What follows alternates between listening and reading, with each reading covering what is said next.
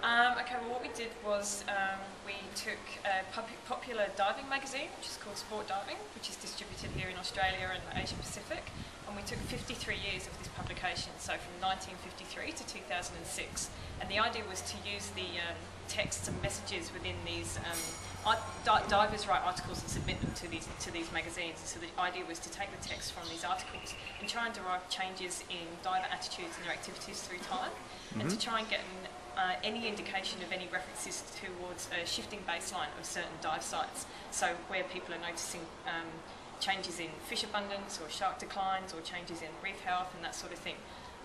Yeah. Excellent.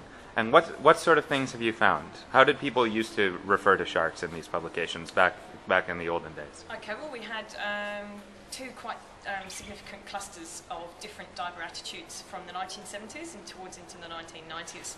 And what we found in the 1970s is that there was a significant proportion, well, a predominance of people that were spearfishing through the 1960s, 70s and into the 80s, and then an associated increase in the number of people that were scuba diving from the 1980s and up into the 21st century.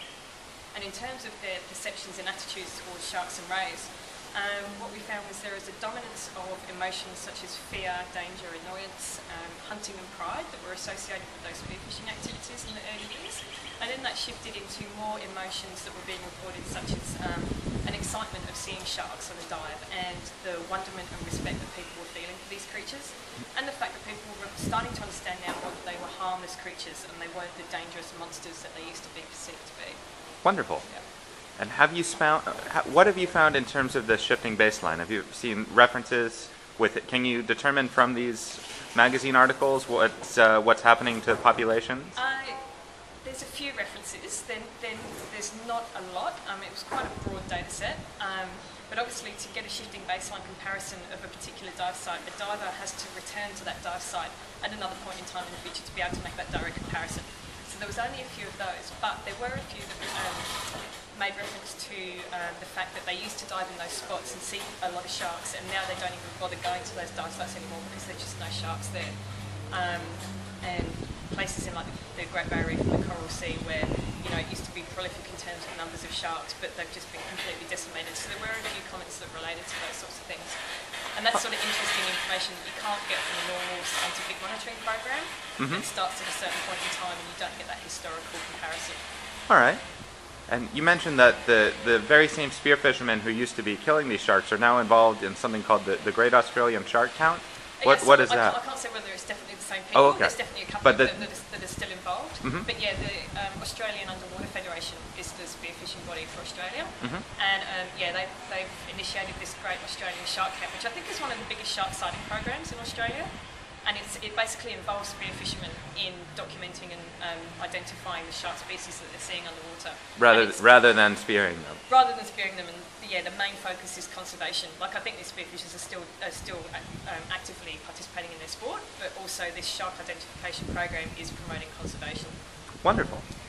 Yeah. Is there anything else you'd like to say about your research or about this kind of content analysis and what it can be used for, or attitudes towards sharks? In terms of content analysis, it's just a really useful tool. There's all these information sources that are out there with all the texts and the messages that you can draw from those texts. And what was interesting about this was because the articles were written at the time of people diving at those sites, it actually gives you an idea of what the people were thinking at that time. So rather than interviewing someone now and saying, what did you think of this place when you dove there in 1965? You're actually, and obviously memories change and your ideas and thoughts change through time, and what you thought then isn't necessarily what you're going to report now. You're actually getting those reports from that point in time of what those people were seeing and thinking at that time.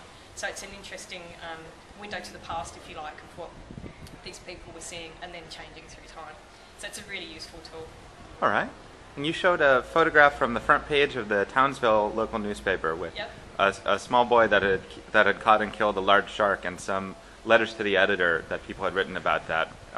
What were people saying in response to that shark being killed? Well, that was really interesting because I think, that newspaper article, that made the front page, and you'd expect a lot of, given the negative media portrayal that we investigate within this paper, you'd expect maybe that the basis behind that was that people were happy about this killing of the shark, and it's all very exciting. But the main responses coming through from the responses to the editor were that people were really disappointed that not only that this shark was killed, but that it made the front page of the newspaper, and people were referring to this animal as a magnificent animal, and that they would much rather prefer to see it alive rather than dead. So that's a really good indication that the public